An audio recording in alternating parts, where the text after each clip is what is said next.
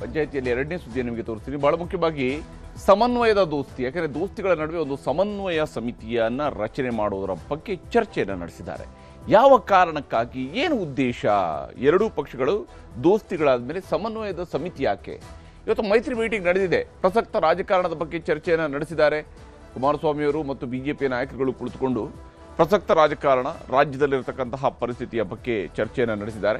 ವಿಶೇಷವಾಗಿ ಈ ಚರ್ಚೆಯ ಸಂದರ್ಭದಲ್ಲಿ SIR ಜಟಾಪಟಿಯ ವಿಚಾರಗಳು, ಯಾಕಂದರೆ SIR ವಿಚಾರದಲ್ಲಿ ಎರಡೂ ಪಕ್ಷಗಳು ಒಗ್ಗೂಡಿದ್ರು.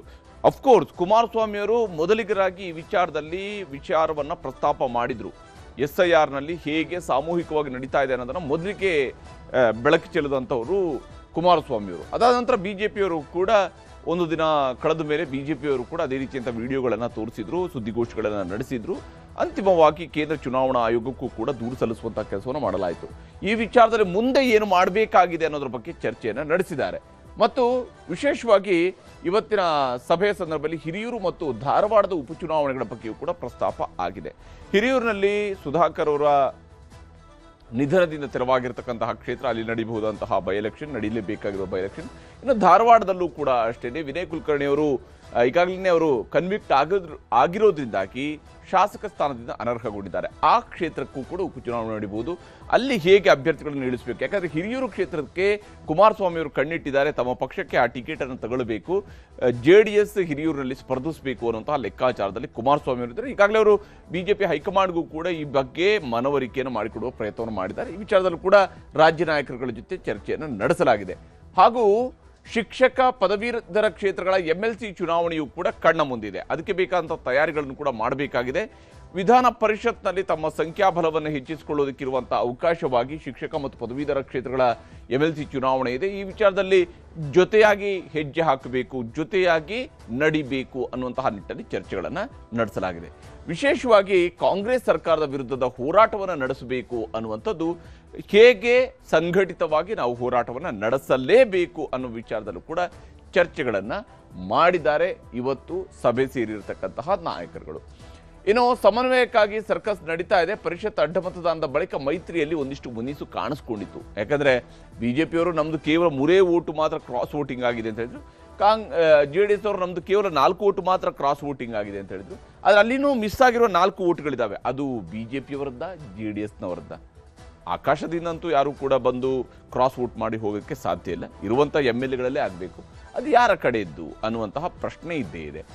ಕಾಂಗ್ರೆಸ್ ಸರ್ಕಾರ ಕಿತ್ತೊಗೆಯೋದಕ್ಕೆ ಸಮನ್ವಯ ಅಗತ್ಯ ಅನ್ನುವಂಥದ್ದನ್ನು ಮನವರಿಕೆ ಮಾಡಿಕೊಡುವಂತಹ ಪ್ರಯತ್ನವನ್ನು ಉಭಯ ಪಕ್ಷಗಳ ನಾಯಕರುಗಳು ಮಾಡ್ಕೊಂಡಿದ್ದಾರೆ. ನಾವು ಸಮನ್ವಯವನ್ನು ಸಾಧಿಸುವುದು ಅತ್ಯಗತ್ಯ. ಅದು ಬಿಡದಿ ವಿಚಾರದಲ್ಲಿರ್ಬೋದು, ಅದು SIR ವಿಚಾರದಲ್ಲಿರ್ಬೋದು, ಅಥವಾ ಅದು ನಾಳೆ ಬರಬಹುದಾಗಿರುವಂತಹ ಬರದ ಅಧ್ಯಯನ ವಿಚಾರ ಇರ್ಬೋದು, ಅಥವಾ ಬರದ ವಿಚಾರಗಳಲ್ಲಿ ನಡೀಬೇಕಾಗಿರುವಂತಹ ಸಮರ ಇರ್ಬೋದು. ಸಮನ್ವಯ ಸಮಿತಿ ರಚನೆ ಸಂಬಂಧ ಬೆಂಗಳೂರಿನಲ್ಲಿ ಇವತ್ತು ಸಭೆಯನ್ನು ನಡೆಸಲಾಗಿದೆ.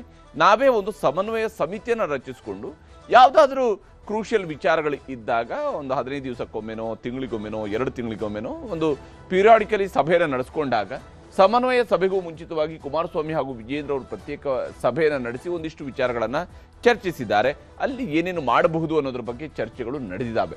ಒಂದೊಂದು ಪಕ್ಷದಿಂದ 3 ಸದಸ್ಯರು ಇರಬೇಕು ಅನ್ನೋದ್ರ ಬಗ್ಗೆ ನಿಯಮವನ್ನು ರೂಪಿಸೋದ್ರ ಕಡೆಗೆ ಹೋಗಿದ್ದಾರೆ. ಹಾಗಾಗಿ ಅಂದರೆ ನಾವಿಬ್ಬರು ಕೂಡ ಈಕ್ವಲ್ ಅಂತೇಳಿ, ಸಂಖ್ಯಾಬಲಗಳ ವಿಚಾರಗಳಿಗಿಂತ ಹೆಚ್ಚಾಗಿ ನಾವು ದೋಸ್ತಿಗಳಾಗಿ ಸರಿಸಮಾನರು ಅನ್ನುವಂಥದ್ದನ್ನು ತೋರಿಸುವ ಪ್ರಯತ್ನಕ್ಕೂ ಕೂಡ ಈಗ ಮುಂದಾಗ್ತಾ ಇದ್ದಾರೆ. BJPಯಿಂದ ಪ್ರಹ್ಲಾದ್ ಜೋಶಿ, BY ವಿಜೇಂದ್ರ ಮತ್ತು R ಅಶೋಕ್, ಈ 3 BJPಯಿಂದ ಸಮನ್ವಯ ಸಮಿತಿಯಲ್ಲಿ ಸದಸ್ಯರುಗಳಾಗಿ ಇರಬೇಕು. ಪ್ರಹ್ಲಾದ್ ಜೋಶಿ ಅವರು ಕೇಂದ್ರದ ಸಚಿವರು ಕೂಡ ಆಗಿರೋದ್ರಿಂದಾಗಿ ಕೇಂದ್ರ ನಾಯಕತ್ವವು ಕೂಡ ಆ ಮೂಲಕವಾಗಿ ನಮ್ಮ ವಿಚಾರಗಳನ್ನು ತಿಳ್ಕೊಳ್ಳೋಕ್ಕಾಗುತ್ತೆ. ಕುಮಾರಸ್ವಾಮಿ ಅವರು ಕೂಡ ಈಕ್ವಲ್ ಆಗ್ತಾರೆ ಆವಾಗ, ಯಾಕಂದರೆ ಅವರು ಕೂಡ ಕೇಂದ್ರ ಸಚಿವರು ಇರೋದ್ರಿಂದಾಗಿ ಕುಮಾರಸ್ವಾಮಿ ಅವರು ಇರ್ತಾರೆ. ಜೊತೆಗೆ ಸುರೇಶ್ ಬಾಬು ಹಾಗೂ ಅವ್ರ ಜೊತೆಗೆ ಇನ್ನೊಬ್ಬರನ್ನು ಸೇರಿಸ್ಕೊಳ್ಬೇಕು. ಇನ್ನೊಬ್ರು ಯಾರು ಅನ್ನೋದನ್ನ JDS ನಿರ್ಧಾರವನ್ನು ಮಾಡ್ಕೊಳ್ಬೇಕಾಗುತ್ತೆ. ಅದು ನಿಖಿಲ್ ಕುಮಾರಸ್ವಾಮಿಯೂ ಕೂಡ ಆಗ್ಬೋದು, ಅಥವಾ ಬೇರೆ ಯಾರನ್ನಾದರೂ ಮಾಡಲೂಬಹುದು. ಸಮನ್ವಯಕ್ಕಾಗಿ ಒಂದು ಸರ್ಕಸನ್ನು ಮಾಡ್ತಾ ಇದ್ದಾರೆ.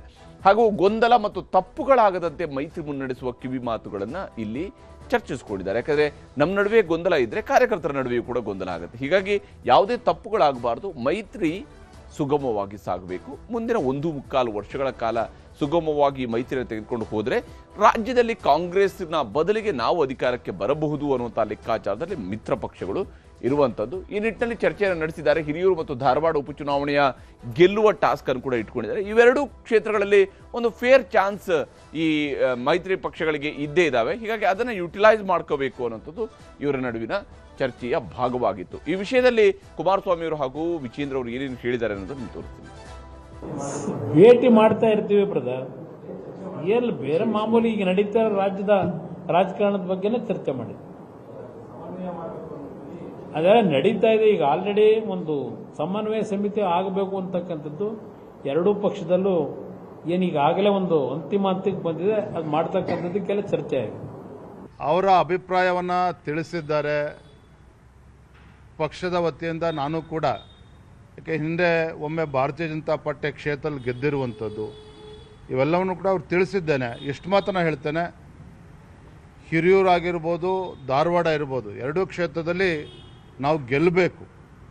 ಹಾಗಾಗಿ ಯಾವುದೇ ಗೊಂದಲಕ್ಕೆ ಅವಕಾಶವನ್ನು ನೀಡ್ದೇನೆ, BJP ಹಾಗೂ JDS ನಡುವೆ ಯಾವುದೇ ಒಂದು ಗೊಂದಲಕ್ಕೆ ಅವಕಾಶವನ್ನು ಕೊಡದೇನೆ ಯಾವ ರೀತಿ ಚುನಾವಣೆಯನ್ನು ಎದುರಿಸಬೇಕು, ಹಿಂದೆ ಆದಂಥ ತಪ್ಪುಗಳನ್ನು ಸರಿ ಮಾಡಿಕೊಂಡು ಯಾವ ರೀತಿ ಒಟ್ಟಾಗಿ ಹೋಗಬೇಕು, ಇವೆಲ್ಲವನ್ನು ಕೂಡ ಚರ್ಚೆ ಮಾಡಿದ್ದೇನೆ. ಅವರು ಕೂಡ ಒಪ್ಪಿಗೆಯನ್ನು ಸೂಚಿಸಿದ್ದಾರೆ. ಹೀಗೆ ಎರಡೂ ಪಕ್ಷಗಳವರು ಚರ್ಚೆಯನ್ನು ನಡೆಸಿದ್ದಾರೆ. ವಿಶೇಷವಾಗಿ ಹಿರಿಯೂರು ಮತ್ತು ಧಾರವಾಡದಲ್ಲಿ ನಡೆಯುವಂತಹ ಬೈ ಎಲೆಕ್ಷನ್ಗಳನ್ನು ಗೆಲ್ಲಬೇಕು ಅನ್ನುವಂಥದ್ದು ಇವರ ಪ್ರಮುಖ ಆದ್ಯತೆ, ಮೊದಲ ಆದ್ಯತೆ. ಮತ್ತು ಈ ಎರಡೂ ಕ್ಷೇತ್ರಗಳಲ್ಲೂ ಕೂಡ ಒಂದು ಫೇರ್ ಚಾನ್ಸ್ ಆಗಲೇ ಹೇಳಿದಂಗೆ ಈ ಎರಡೂ ಪಕ್ಷಗಳಿಗೆ ಇರುವಂಥದ್ದು ಜೊತೆಯಾಗಿ ಹೋದರೆ. ಯಾಕಂದರೆ ಎರಡೂ ಕ್ಷೇತ್ರಗಳಲ್ಲಿ JDSಗೂ ಕೂಡ ತನ್ನದೇ ಆದಂಥ ಒಂದು ಬಲ ಇದೆ. ಆ ಬಲವನ್ನು BJPಗೂ ಜೊತೆಗೆ ಸೇರಿಕೊಂಡ್ರೆ ಸಹಜವಾಗಿಯೇ ಕಾಂಗ್ರೆಸ್ಸನ್ನು ಸೋಲಿಸೋದಕ್ಕೆ ಒಂದು ಒಳ್ಳೆಯ ಶಕ್ತಿಯಾಗಿ ರೂಪುಗೊಳ್ಳಬಹುದು. ಸಮನ್ವಯತೆಯ ನಿಜವಾದಂಥ ಟೆಸ್ಟ್ ಏನಾದರೂ ನಡೆಯೋದಿದ್ರೆ, ಈ ಮೈತ್ರ ಪಕ್ಷಗಳ ನಡುವೆ ಸಮನ್ವಯ ಇದೆ ಅನ್ನೋಂಥ ಟೆಸ್ಟ್ ನಡೆಯೋದಿದ್ರೆ ಅದು ಈ ಬೈ ಎಲೆಕ್ಷನಲ್ಲಿ ನಿಶ್ಚಿತವಾಗಿ ನೋಡಬೇಕಾಗಿದೆ. ಏನಾಗುತ್ತೆ ರಿಸಲ್ಟ್ ಅನ್ನೋದನ್ನು, ಅದುವೇ ಈ ಸಮನ್ವಯದ ಭವಿಷ್ಯವೂ ಕೂಡ ನಿಂತಿರುವಂಥದ್ದು.